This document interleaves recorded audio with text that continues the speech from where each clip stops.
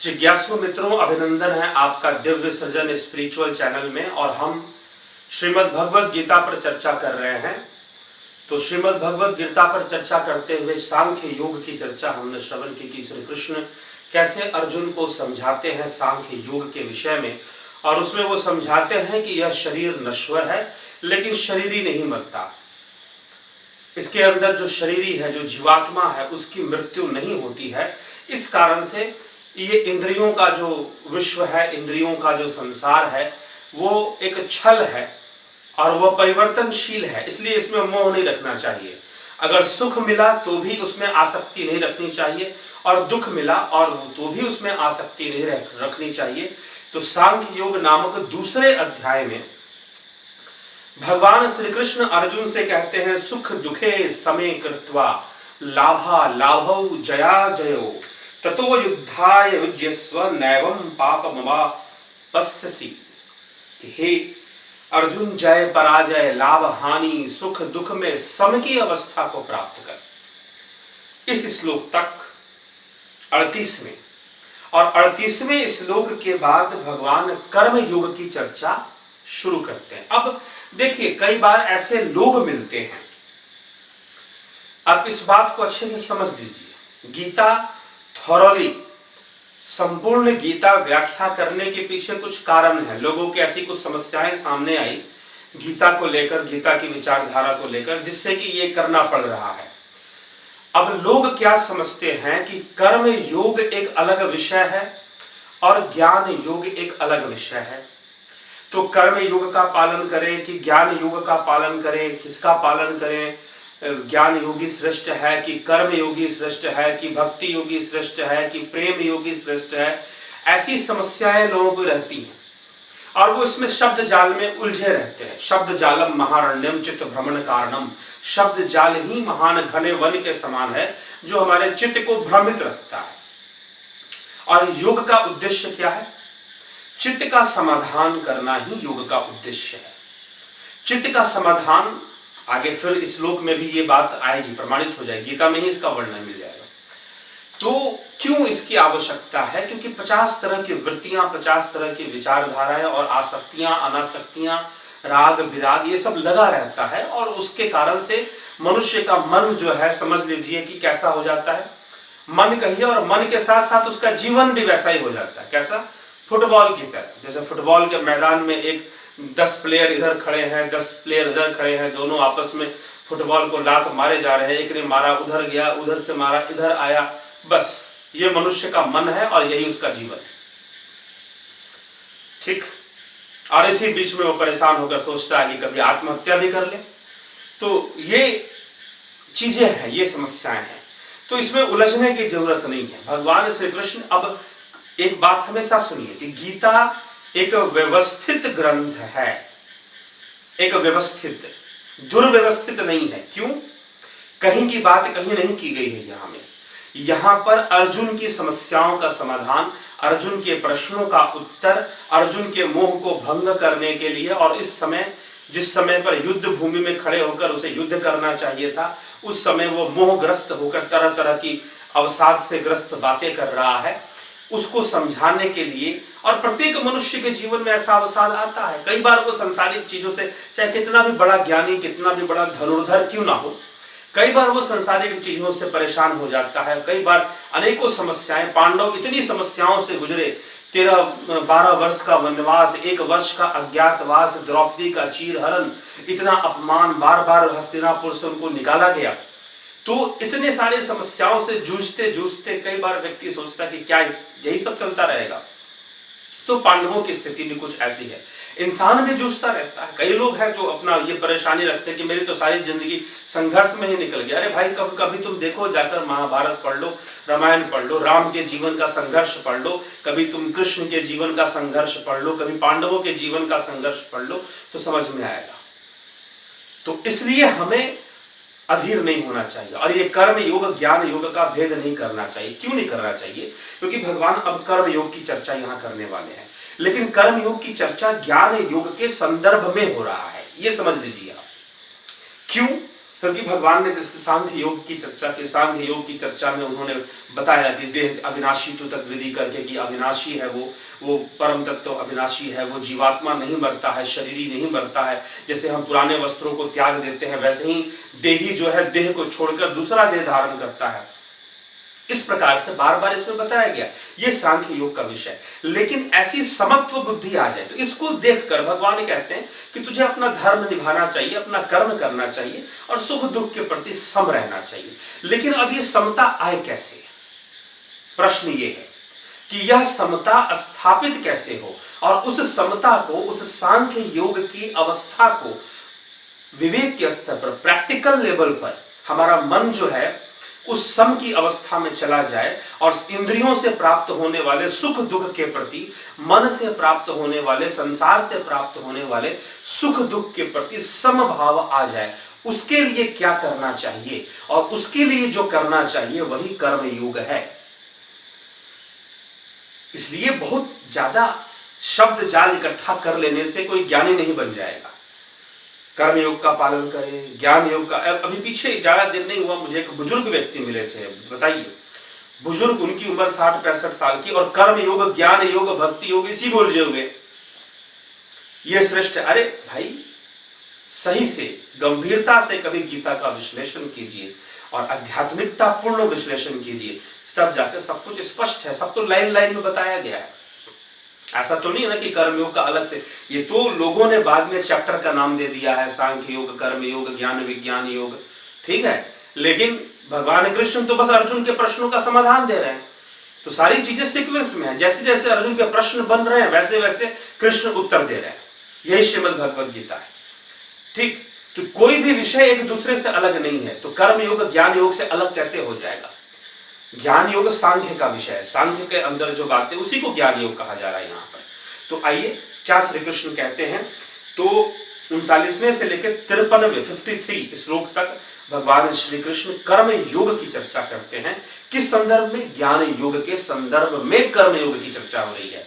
इस बात को ध्यान से समझ लें, इसलिए भेद ना करें कि हम ज्ञान योग का मार्ग पर चले कि कर्म के मार्ग पर। भेद करने की जरूरत नहीं है, समझने की आवश्यकता है। तो क्या कहते हैं 39वें श्लोक में, एषा ते विहिता सांख्ये बुद्धिर योगे त्विमाम शृणु बुद्धया युक्तो यया पार्थ कर्म बंधम प्रहास्यसि। अर्थात हे पार्थ, यह बुद्धि तेरे लिए ज्ञान योग के विषय में कही गई है। अर्थात जो बातें मैंने तुझे समझाई वो ज्ञान योग, सांख्य योग ही समझे। ज्ञान योग का अर्थ यहाँ पर सांख्य योग के विषय में, इसलिए भगवान ने कहा सांख्ये बुद्धिर योगे त्विमाम शृणु, सुनो, तुम सुनो मेरी बात को, सांख्य के विषय को बुद्धि योग से तुम सुनो, बुद्धि के द्वारा समझो इस बात को।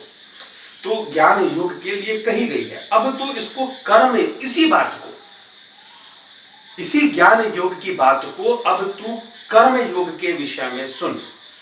क्योंकि तू ऐसी अवस्था में कैसे आएगा जहां बुद्धि सम हो जाती है, स्थित प्रज्ञता आ जाती है। वो कौन सा कर्म है जिससे कि स्थित प्रज्ञता आएगी? वही कर्म योग है। कुछ भी कर्म करना कर्म योग नहीं होता। एक तो चोर भी चोरी करके बोलेगा कि मैं भी अपने परिवार का पालन पोषण कर रहा हूं चोरी करके, मैं भी तो कर्म योग कर रहा हूं। तो ये इतना बड़ा कर्म योग को लेकर, कर्म योग शब्द को लेकर इतना भ्रम व्याप्त है चारों तरफ कि पूछिए मत। बहुत भ्रम व्याप्त है। जो देखो सो गीता का श्लोक लेकर बोल देगा और उपदेश देना शुरू कर देगा, अरे कर्म करो। क्या कर्म करो भाई? किस संदर्भ में यहां बात हो रही है कर्म योग की, उसको तो समझ में आया नहीं। और नाम ले लो कृष्ण का, नाम ले लो गीता का और कुछ भी बोल जाओ। तो ये बहुत बड़ी समस्या समाज के अंदर है। तो जिस बुद्धि से युक्त हुआ तो कर्मों के बंधन को भली भांति त्याग देगा। कर्म बंधन त्यागने की बात की जा रही है, ये भी सुनिए। अब कर्म योग का उद्देश्य क्या है? कर्म बंधन का त्याग, कर्म बंधन से मुक्ति कर्म योग का उद्देश्य है, ठीक है। ना कि कर्म परायण रहना, कर्मों में ही लिप्त रहना, कर्मों में ही कर्म आएगा, फल आएगा। यह चक्र है, यही तो काल चक्र है। इसी में तो मनुष्य दुखी है, यही तो दुख का कारण है। और इसी में तुम फंसे रहना चाहते हो और दूसरों को कर्म का उपदेश देते हो, यही दुर्भाग्य। बहुत गीता को लेकर इतना दुरुपयोग होता है श्रीमद् भगवद गीता का और कई बातों का, कि हमें उसको समझना जरूरी है। अगले श्लोक में भगवान कहते हैं, नेहा भी क्रमनाशो अस्ति प्रत्यवायो न विद्यते स्वल्पमप्यस्य धर्मस्य त्रायते महतो भयात्। इस कर्म योग में आरंभ का अर्थात बीज का नाश नहीं है, उल्टा फल रूप दोष भी नहीं है, बल्कि इस कर्म योग रूप धर्म का थोड़ा सा भी साधारण जन्म मृत्यु रूप महान भय से रक्षा करता है। अर्थात ये एक ऐसा विशेष प्रकार का कर्म है कि अगर हम समत्व भाव रखकर अगर कर्म में परायण हो जाए तो फिर वो पाप पुण्य का निर्माण नहीं करता, और जब पाप पुण्य का निर्माण नहीं होगा तो बंधन भी धीरे धीरे नहीं होगा। तो कर्म कर, कर्म इसलिए कर क्योंकि कर्म प्रकृति का गुण है, तो करना पड़ेगा। ये अगले अध्याय में ये विषय आता विस्तार से बताया हुआ है। तो 41वें में क्या कहते हैं, 41वें श्लोक में दूसरे अध्याय के व्यवसायित्मिका बुद्धि रेके कुरुनंदन बहुशाखा हैनंताश्च बुद्धयो अव्यवसायी नाम। हे अर्जुन, इस कर्म योग में निश्चयात्मिका बुद्धि एक ही होती है। यहाँ दो बुद्धियां नहीं होती, तीन बुद्धियां नहीं होती, किंतु अस्थिर विचार वाले विवेकहीन सकाम मनुष्यों की बुद्धियां निश्चय ही बहुत भेदों वाली और अनंत होती है। क्यों? अब इस बात को थोड़ा सा समझना है।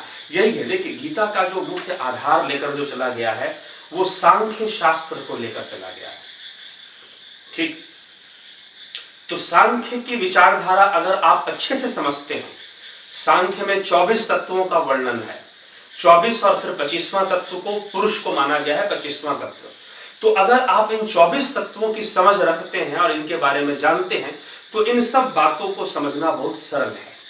तो श्री कृष्ण कहते हैं कि अनेक बुद्धियां, अनेक बुद्धि की बात कर रहे हैं, एक ही आदमी की अनेक बुद्धि होती है। जी हाँ, कैसे होती है?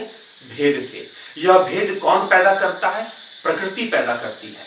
प्रकृति बुद्धि को जन्म देती है, महत, महत से अहत, अहंकार की उत्पत्ति होती है, अहंकार से मन, ये चार तत्व बनते हैं। इन चार तत्वों के बाद अहंकार से ही फिर कर्म इंद्रियां, ज्ञान इंद्रियों की उत्पत्ति होती है, पंचभूतों की, और फिर तन्मात्राओं की उत्पत्ति मानी जाती है। तो इस प्रकार से 24 तत्व हो जाते हैं सांख्य शास्त्र के अंदर, जिसका वर्णन है। तो प्रकृति जो है बुद्धि को जन्म देती है। प्रकृति के विषम अवस्था में जब 3 गुण होते हैं, सतोगुण, रजोगुण, तमोगुण, तत्व माने गए हैं 25 और 3 गुण माने गए हैं, सतोगुण, रजोगुण, तमोगुण। जब इनका बैलेंस बिगड़ता है, इनका जब बैलेंस बिगड़ता है तो होता क्या है? बुद्धि का विकास हो जाता है, और बुद्धि से अहंकार बन जाता है। अविद्या के कारण अहंकार बन जाता है। बुद्धि क्या ग्रहण करती है? अविद्या को ग्रहण करती है और अहंकार बन जाता है। तो इस प्रकार से अहंकार बनने के कारण और फिर उसमें अन्य तत्वों का निर्माण होता है, उन अन्य तत्वों का मिश्रण होता है, और उनके भेद से, उनके विभिन्न भेद से बुद्धि भी कई भेदों वाली हो जाती है। लेकिन जो ज्ञानी पुरुष है, जो योगी है, जो कर्म योगी है, वो अपनी बुद्धि को सम रखता है। प्रत्येक परिस्थिति में वह अपनी बुद्धि को सम अवस्था में स्थापित रखता है। सुख दुखे समय कृत्वा लाभा लाभौ जया जयो, सम रखता है और प्रकृति के सारे खेल को एक दृष्टा रूप में देखता है। वो स्थिर बुद्धि वाला, उसकी बात यहां पर की जा रही है, वो कर्म योगी है। तो कर्म योग का विषय समझने की आवश्यकता है। ज्ञान योग, कर्म योग में कोई भेद नहीं है। भेद पता नहीं, आप जिन लोगों के पास गए उन्होंने गीता को कुछ इस ढंग से बताया कि आपको कर्म योग और ज्ञान योग में भेद दिखने लगा। तो ये है। अब अगले श्लोक में क्या कहते हैं श्री कृष्ण? याम इमाम पुष्पिताम वाचम प्रबुदन्ते विपश्चित वेदवादरता पार्थ नान्य दस्तिवादिनः। अब फिर कामात्मानः स्वर्गपरा जन्म कर्म फल प्रदाम क्रिया विशेष बहुलाम भोगे ऐश्वर्य गतिम प्रति। भोग ऐश्वर्य प्रसक्तानाम तया प्रहृत चेतसाम व्यवसायित्मका बुद्धि समाधौ न विधीयते।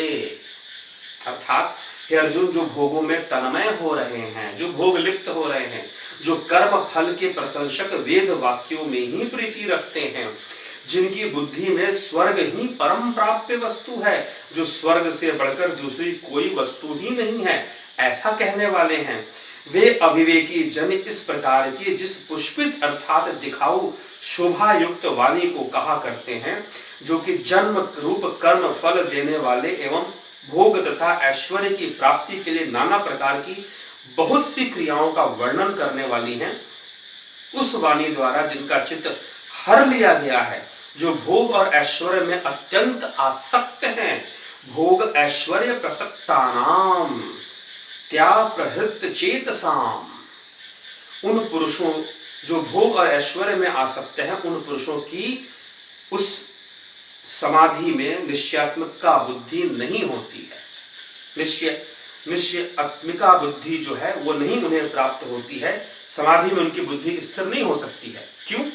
क्योंकि अब यहाँ पर एक प्रश्न ये भी आपके मन में आएगा कि ये वेद वाक्य की चर्चा की जा रही है कि जो वेद वाक्यों को ही सत्य मानकर फंसे हुए, तो क्या वेद झूठे?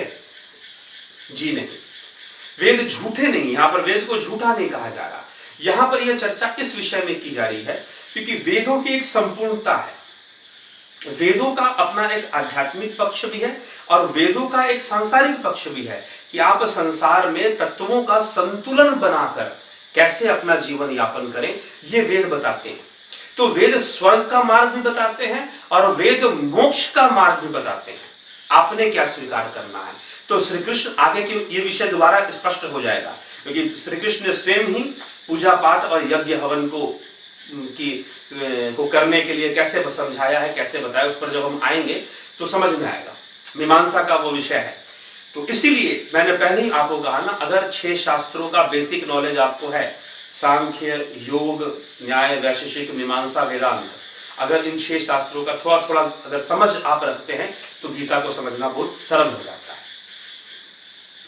पहले तो कुछ लोग कहते थे नहीं सिर्फ वेदांत है, इसमें सब है, इसमें सांख्य भी है, मीमांसा भी है, न्याय भी है, सब इसमें आपको मिल जाएगा।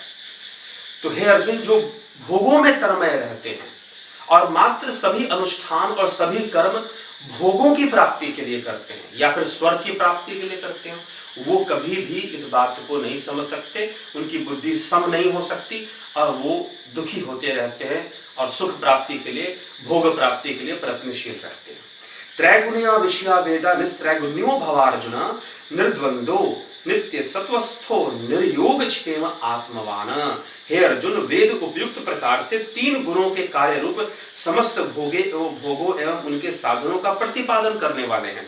इसलिए तू उन भोगों एवं उन साधनों में आसक्तिहीन, हर्ष शोक आदि द्वंद्वों से रहित, नित्य वस्तु में स्थित, योग क्षेम को न चाहने वाले, स्वाधीन अंतःकरण वाला हो जा। अर्थात तू अंतर्मुखी हो जा, अंतःकरण में स्थित हो जा, उस परम तत्व की ओर अग्रसर हो जा, ध्यानस्थ हो जा, योगस्थ हो जा, तेरी बुद्धि स्थिर बुद्धि को प्राप्त हो जा।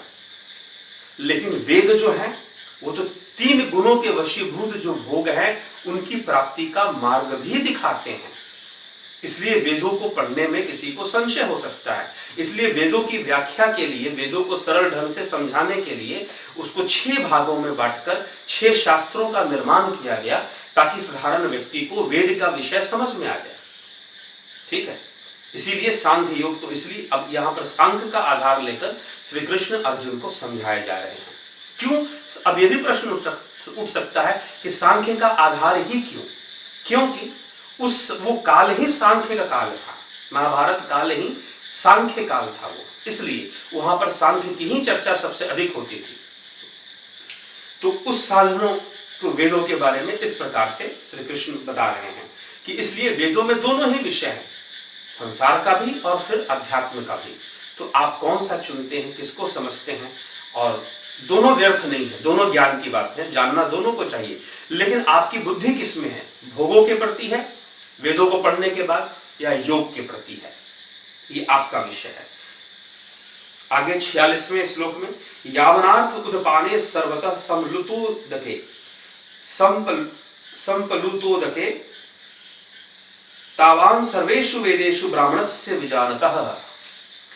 सब ओर से परिपूर्ण जलाशय के प्राप्त हो जाने पर भी छोटे जलाशय में मनुष्य का जितना प्रयोजन रहता है, ब्रह्म को तत्व से जानने वाले तत्व ज्ञानियों के लिए, जो तत्व ज्ञानी ब्राह्मण हैं उनके लिए समस्त वेदों में उतना ही प्रयोजन रहता है। क्योंकि आप तो वेदों में अध्ययन करते हैं, और जिसने अपने अंतर्मुखी हो गया, जिसने अंतर्मुखी होकर ज्ञान को जान लिया और अंतर्घट होकर उसने साधना में जो रत हो गया, उस व्यक्ति के लिए वेद एक छोटे से जलाशय मात्र है।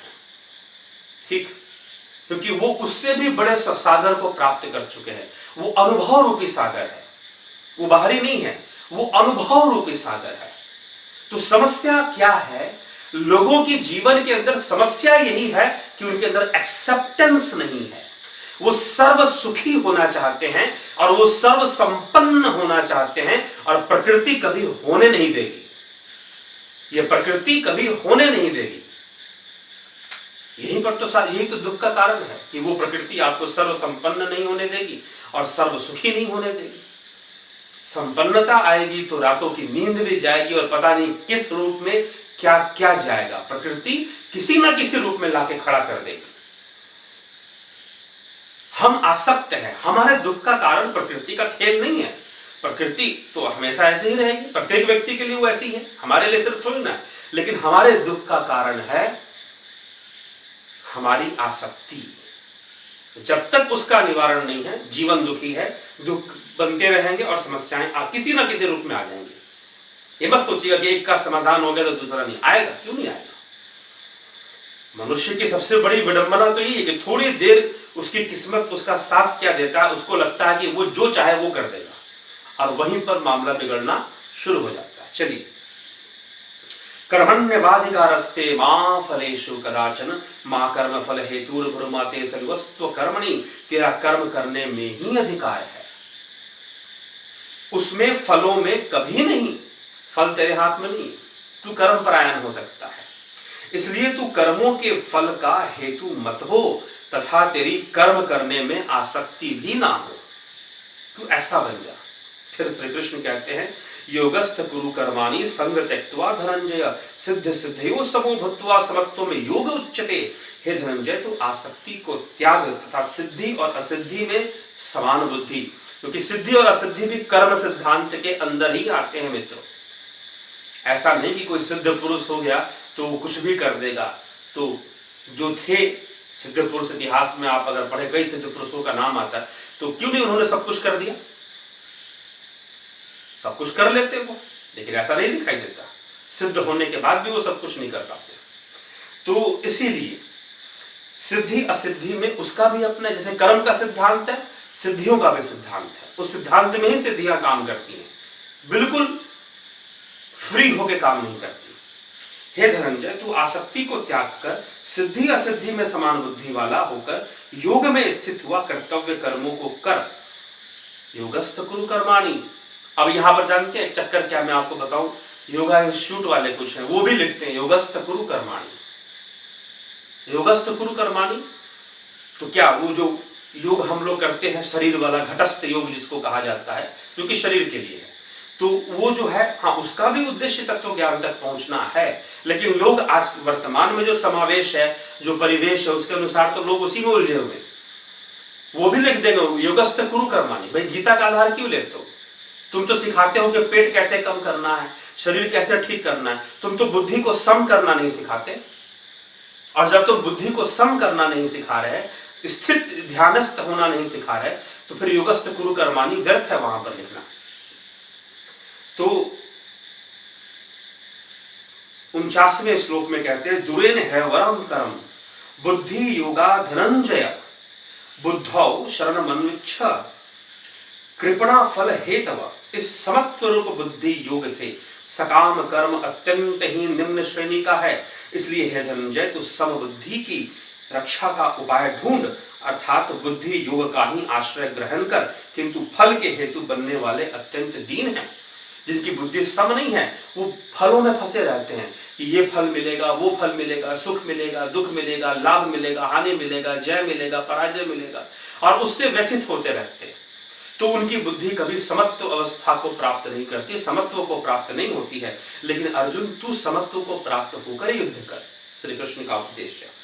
50वां, बुद्धि युक्तो जहाति है उभय सुकृत दुष्कृते तस्माद् युजयस्व योगः कर्मसु कौशलम। योगः कर्मसु कौशलम। जितने भी योगा टीचर है सुना देंगे योगः कर्म। भगवान ने गीता में, अरे गीता का योग और तुम्हारा वो पेट कम करने वाला योग, शरीर को फिट करने वाला योग, चेहरे का चमक बढ़ाने वाला योग, उसमें बहुत डिफरेंस है, बहुत अंतर है। लेकिन दुर्भाग्यपूर्ण है कि मार्केटिंग करने के लिए लोग कहीं पर लिखेंगे योगा कर्मसु कौशलम, कहीं लिखेंगे योगस्थ कुरु कर्माणि, कहीं लिखेंगे योग क्षेमम वहाम्यहम्। क्या मतलब है? क्या तुम गीता के सिद्धांत पे चल रहे हो कि इन सब श्लोकों का प्रयोग कर रहे हो? मार्केटिंग स्ट्रेटेजी है और कुछ भी नहीं है। जब तुमको सिखाना नहीं है, तुमको सिखाना है कि तुम कितना शरीर से सुखी हो जाओ, तुमको सिखाना है कितना शरीर से बढ़िया। अरे भैया, शरीर तो तुम्हारा जाएगा ही, कितना भी हाथ पैर मार लो, कितनी भी आयुर्वेदिक की दवाइयां खा लो, शरीर तो जाएगा, देह तो जाएगा। ठीक है, तो बुद्धि को सम अवस्था में ले आओ, उसके बाद की गति अच्छी हो जाएगी। ये श्री कृष्ण का उपदेश है। यहां पर वो योग नहीं है जो तुम योगा स्टूडियो में करते हो। ठीक है, तो यहां पर गीता के श्लोकों का प्रयोग करना शायद बहुत गलत है। तो योग कर्मसु कौशलम, समबुद्धि युक्त पुरुष पुण्य और पाप दोनों को इस लोक में त्याग देता है। समबुद्धि, इसकी समता आ गई बुद्धि में, वो पाप भी त्याग देता है, पुण्य भी त्याग देता है। मतलब पुण्य से अच्छे फल मिलेंगे, पाप से बुरे फल, दोनों से आसक्ति नहीं। ये नहीं कि सिर्फ एक को छोड़ दिया, दोनों का त्याग, दोनों के प्रति समान भाव रखना, अर्थात उनमें मुक्त हो जाता है। इससे तू समत्व रूप योग में लग जा। यह समत्व रूप योग ही कर्मों में कुशलता है। कर्मों में कुशलता क्या है? सूर्य नमस्कार डेली कर ले, पेट कम हो जाएगा, फिटनेस अच्छी आ जाएगी, ये कर्मों में कुशलता है क्या? यही कृष्ण बता रहे हैं। तो कर्मों में कुशलता है समत्व बुद्धि की प्राप्ति। कर्मजम बुद्धि युक्ता ही फलम त्यक्त्वा मनीषिणः जन्म बंध विनिर्मुक्ता पदम गच्छन्त्य नामयम्। क्योंकि समबुद्धि से युक्त ज्ञानी जन कर्मों से उत्पन्न होने वाले फल को त्याग कर जन्म रूप बंधन से मुक्त हो निर्विकार परम पद को प्राप्त होते हैं। वो निर्विकार, जहां विकार नहीं है, ऐसे परम पद को प्राप्त हो जाया करते हैं। फिर श्री कृष्ण कहते हैं यदा ते मोह कलिलम बुद्धिर व्यतीत ऋष्यति तदा गंतासि निर्वेदम श्रोत वयस्य श्रुतस्य च। जिस काल में तेरी बुद्धि मोह रूप दलदल को भली भांति परिपक्वता पूर्वक पार कर जाएगी, उस समय तू सुने हुए और सुनने में आने वाले इस लोक और परलोक संबंधी सभी भोगों से वैराग्य प्राप्त हो जाएगा। अब तो लोग कुछ वैराग्य ऐसे भी होते हैं कि नारी मुई घर संपत्ति नासी मुंड मुड़ाए भय वैरागी। ये कोई वैराग्य नहीं है। जब तक मोह रूपी दलदल से अच्छी तरह से तेरी बुद्धि उबर नहीं जाती, तब तक वैराग्य नहीं होने वाला। इसलिए वैराग्य लिया नहीं जाता, वैराग्य अवस्था है, योगी की अवस्था। जो ज्ञान कर्म योग में लगा हुआ है, उस योगी की अवस्था वैराग्य है। जबरदस्ती वैराग्य नहीं आ जाता है, ये ध्यान रखें। श्रुति विप्रतिपन्ना ते यदा स्थास्यति निश्चला समाधा वचला बुद्धिस्तदा योगमवापस्यसि। भांति भांति के वचनों को सुनने से विचलित हुई तेरी बुद्धि जब समाधि में अचल और स्थिर ठहर जाएगी, जब तू योग को प्राप्त हो जाएगा, अर्थात तेरे परमात्मा से नित्य संयोग। यहां पर परमात्मा शब्द का प्रयोग आ रहा है, लेकिन श्री कृष्ण ने परमात्मा शब्द का प्रयोग नहीं किया, यहां पर समाधि शब्द का प्रयोग है। समाधा वचला बुद्धिस्तदा योगमवापस्यसि, योग में स्थित हो जाएगा। और समाधा वचला, समाधि क्या है? चित्त का समाधान ही समाधि है। चित्त का समाधान ही समाधि है। तो चित्त का समाधान, तो चित्त की समस्या क्या है? चित्त की वृत्तियां ही चित्त की समस्या है, चित्त वृत्तियां। इसलिए महर्षि पतंजलि ने अपने योग सूत्र में लिखा है योगस चित्त वृत्ति निरोधा।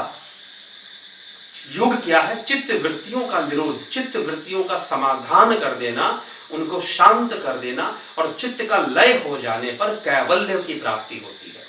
तो श्री कृष्ण वही कहते हैं कि चित्त का समाधान होता है और बुद्धि योग में स्थित होती है। लेकिन टीकाकार महोदय यहां पर लिख रहे हैं कि परमात्मा में स्थित होती है। यद्यपि इस श्लोक के अंदर परमात्मा शब्द का प्रयोग नहीं है,